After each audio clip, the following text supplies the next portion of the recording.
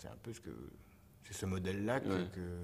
Et ça, par exemple, par contre, ça, c'est un truc qui évidemment, est très proche. Enfin, c'est Ouais. la façon dont je travaille, Ouais. c'est la plupart Ouais. du temps comme ça. C'est très analytique et Ouais. très.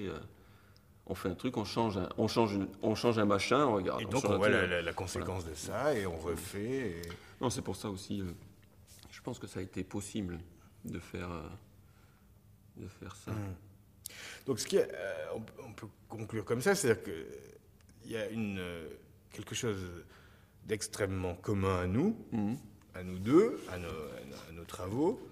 Et en même temps, avec cette expérience-là, on s'aperçoit, et maintenant, après 10 ans, puisqu'on se connaît Ouais. depuis 10 ans maintenant, euh, on voit bien qu'il y a certaines choses où, évidemment, on n'est pas, Ah bah, on bien n'est pas sûr. sur bien sûr, Ben, la même longueur on d'onde. fait pas du tout la même chose. Non. C'est clair, mais de Non, toute façon, c'est clair oui, depuis le début. En oui, fait. mais alors comment C'est on peut clair. expliquer l'intérêt qu'on éprouve pour le... Ah ben parce que justement, pour moi, c'est ça. C'est parce qu'on fait pas la même chose. Parce que Ouais, c'est. mais il y a plein de gens qui font pas la même chose et donc qui m'intéressent pas. Ah Enfin, oui, bon. tu vois ce que je veux Après, dire. il n'y a pas la même chose. Il y a pas la Il y a même quand même chose. des points... Ben, il y a des questions, parce qu'il y a des questions que tu soulèves qui sont, enfin, qui sont attirantes, enfin, qui sont intéressantes.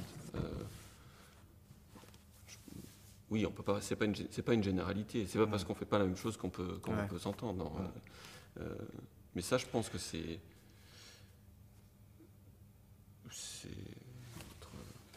Oui, il n'y a pas besoin de faire la même. Au contraire, si on fait la même chose, ça, je pense que ça a été un misunderstanding.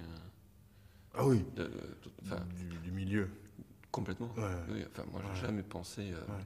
Et je pense que là, après ces 10 ans, ça paraît d'autant plus évident. Hein, vu les tournures, les projets, comment ils se changent.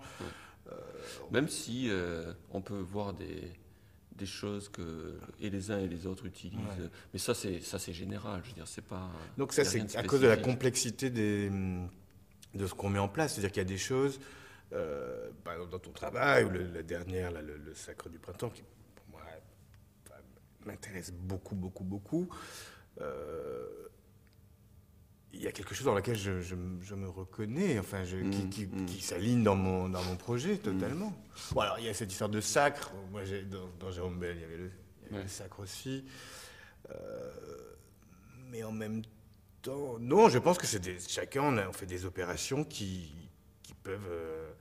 En tout cas, moi, je sais que ça m'aide, ton travail m'aide à continuer le mien. Enfin, et là de manière explicite, hein, puisque c'était. L'idée, c'était vraiment, moi j'arrête, mais le travail continue, ça continue, et Xavier, lui, est celui qui peut... Ça c'est important comme signe que le travail peut continuer. Ce qui est important, c'est qu'il y a des choses à C'est travailler. les idées qu'on met en place, qu'on expose, Et ça, évidemment, que si les on gens était... les prennent et les utilisent pour aller...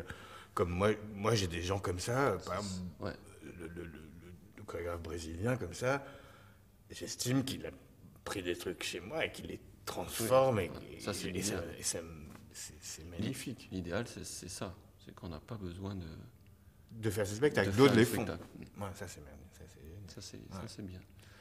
Ouais, ça, c'est moins fatigant. Comme moi, j'ai pris à d'autres chorégraphes les trucs pour continuer les miens. Quoi. Oui, de toute façon, on fait toujours ça. Par contre, ayant cette opération, parce que c'est effectivement de ça dont il s'agit.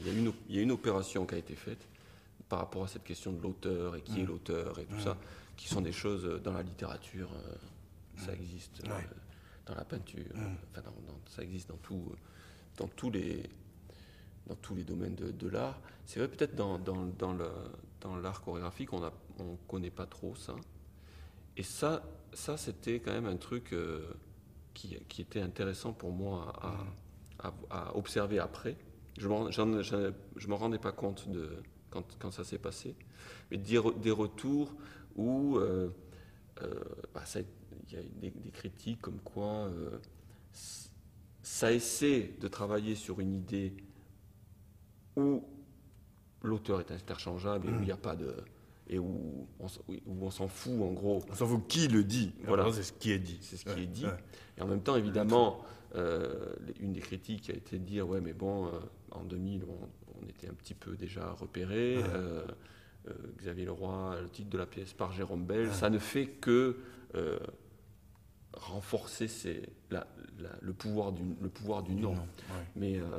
Ça, pour moi, c'est vachement intéressant à voir à posteriori, parce que je pense que c'est la même chose que ce qui se passe dans la pièce. C'est-à-dire qu'on ne peut pas s'échapper. Il y a un truc dont on ne peut pas s'échapper, mais que quand on essaie de s'en échapper, on produit quelque chose. Enfin, moi, c'est ce que je pense. Je pense qu'on produit une possibilité de transformer comment on voit les choses. C'est-à-dire, on ne transforme pas la chose, on ne change pas le monde, en gros, mais ce n'est pas du tout l'intérêt. Ouais. Mais peut-être on fait que on peut voir. Bon, et ça, c'est pour moi intéressant de voir que ça déborde la pièce. Donc, ça, c'est intéressant. Et donc, pour en terminer, est-ce que cette pièce a eu des conséquences ensuite sur ton travail? Parce que la pièce d'après, ça a été Gisèle, si je ne m'abuse. Ouais. Donc Gisèle avec Esther. Quand même beaucoup avec des personnages. Voilà. Donc l'idée, en fait, effectivement, je pense que Gisèle, j'aurais jamais fait Gisèle si j'avais pas fait ça. Comme quoi aussi, on est complètement toujours contaminé, là volontairement, mais involontairement. C'est ça que ça dit aussi. Hein. C'est qu'on est sans cesse contaminé par des choses qui nous font faire d'autres choses.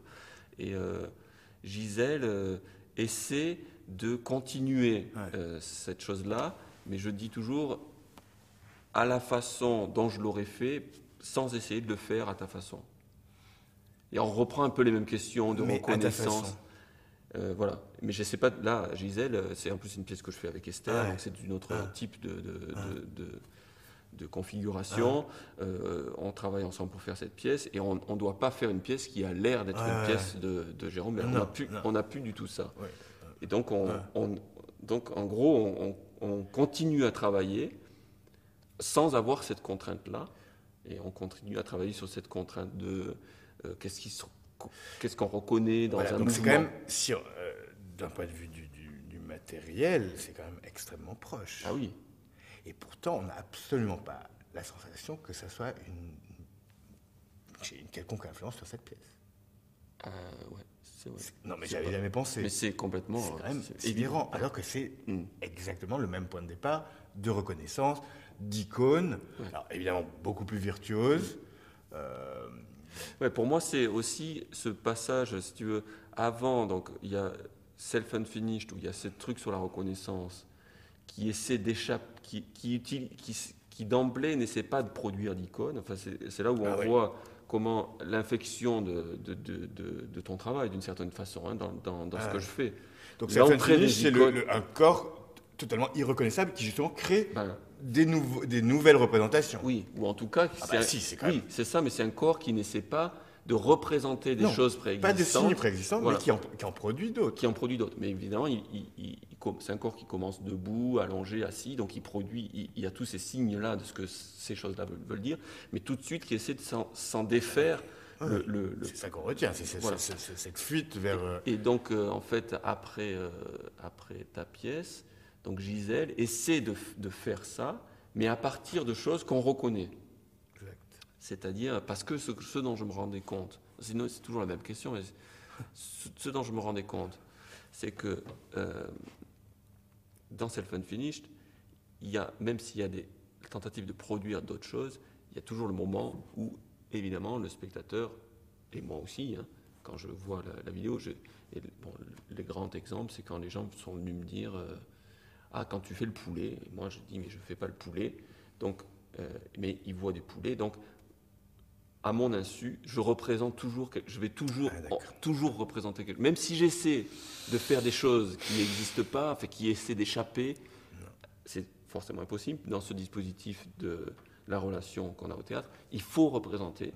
Donc même quand tu essaies de t'en échapper, tu vas toujours représenter. Bon, ce qui est intéressant, mais qui était, on peut dire d'une certaine façon, on peut l'analyser comme ça, c'est loupé, puisque j'essayais de ne pas en produire des représentations. Et que ça ne fait ou d'en produire d'autres qui produisent la question, mais qu'est-ce que c'est? Mais non, on ne reste pas sur la question qu'est-ce que c'est insupportable, donc il faut que ça devienne quelque chose.